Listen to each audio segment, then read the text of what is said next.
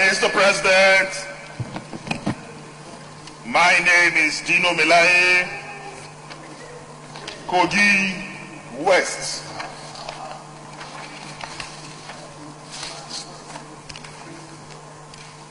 Mr. President, my respected colleagues, the militarization of the Nigerian electoral process and the inconsistent application of electoral laws by the Independent National Electoral Commission, INEC. Mr. President, this motion is sponsored by myself and co-sponsored by Senator Ohabuwa,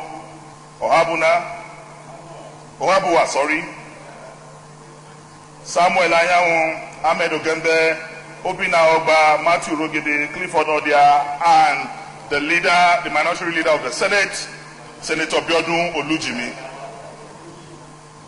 Mr. President, my colleagues, the Senate, conscious of the need to grow our nascent democracy through the institutionalization of procedures, applications of civil laws, and restriction of excessive use of military force in civil affairs of the state. Mr. President, the Senate is aware of the growing militarization of our nation's electoral process and the inconsistent application of electoral laws by the institution umpire, the INEC,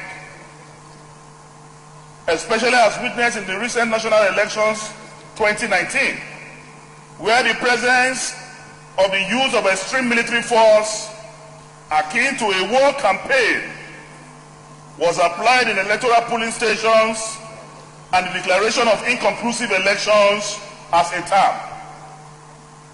My respected colleagues, being used inconsistently and partially at the whims and caprices of electoral officers in occasions that appear solidly as similar cases. My respected colleagues, the Senate is concerned that the extreme militarization of democratic electoral process and the inconsistent application of electoral laws by INEC in matters of national elections pose serious threat to our democracy and has security implications that must be nipped in the bud. Mr. President, the Senate is persuaded the nation is on the edge of a precipice, and our democracy can be saved for future posterity if only we can build strong institutions that can operate within established laws and with our military forces restricted to the traditional role of defending the nation. The Senate accordingly resolved to 1. Condemn the massive use of military forces in national electoral process of the nation. 2. Urge the INEC to ensure the unrestricted and consistent application of all electoral laws without bias to a candidate or party in all elections. 3. Direct the Senate Committee on INEC to investigate all perceived inconsistent application of electoral laws by INEC in the 2019 elections. And 4, urge the President of the Federal Republic of Nigeria to give assent to the recent amendment to the Electoral Act to ensure a level playing field and adoption of equal standards in all our national elections for a strong and peaceful democracy in Nigeria. Mr. President, we are all Nigerians. We live in Nigeria. What I saw happened in my own state, Kogi. Mr. President, calls for amelioration. Mr. President, the ADC to my governor, the night before the elections of the 9th of March, barricaded the entrance into Lokoja and personally, Mr. President, personally led over 200 armed men, some of whom are not authentic army and policemen, and stopped many politicians from getting access to the state. And every VIP that had a policeman with him was disarmed and the policemen arrested by the ADC to the governor of Kogi State. And as a result of this, the former governor of the state, his policemen were withdrawn and arrested, and Alhaji Ibrahim Idris had to turn back to Abuja. The same thing happened to Senator Ogembe. The same thing happened to a member of the House of Reps, Honorable Abiru. When I saw this happening to them, Mr. President, I had to consult the Celestial and got to my village through Celestial means. Mr. President, as we can also see that on the 23rd, when we were having the House of Assembly and Governorship elections, this same ADC carried a rifle and led men pulling booth by pulling booth, snatching ballot boxes and shooting sporadically. Mr. President, this is not the democracy that Chief Obafemi Awolowo dreamt of. This is not the type of elections that Dr. Nnamdi Azikiwe proposed to us when they started the journey of Nigeria. This is not the kind of Nigeria that Sardauna Amadu Bello, I'm sure, is turning in his grave in anger. That this is not the Nigeria of his dream.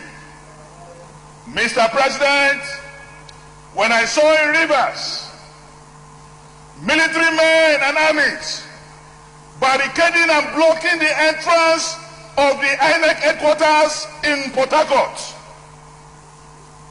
stopping INEC officials who have finished collation in their local government from entering the premises of INEC for final collation, then I begin to wonder what kind of democracy we practice. It is more worrisome, Mr. President, that the number of lives lost in the 2019 elections is unprecedented in the history of the Federal Republic of Nigeria. Even when the famous June 12 election was annulled, we did not lose lives in this magnitude. Will the Senate of the Federal Republic of Nigeria keep quiet?